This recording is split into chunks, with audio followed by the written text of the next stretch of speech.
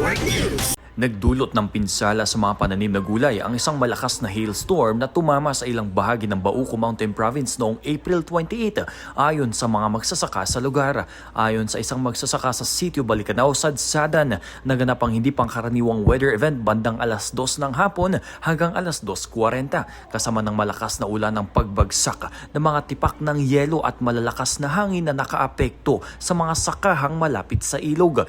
Dahil sa pag-apaw ng tubig, tinangay ang dalawang water pumps sa lugar. Ilan sa mga tanim, kabilang mga bagong tanim na carrots ang nasira. Kasalukuyang tinataya ng mga magsasaka ang lawak ng pinsala habang naiparating na ito sa Municipal Agriculture's Office ng Bauco para sa posibleng tulong. Ipinapakita ng insidente ang patuloy na hamon sa agrikultura dahil sa unpredictable na weather conditions lalo na sa bulubunduking lugar tulad ng Cordillera. Kasama mo mula dito sa 103.9 IFM Baguio. Ito si Idol Noli Salio.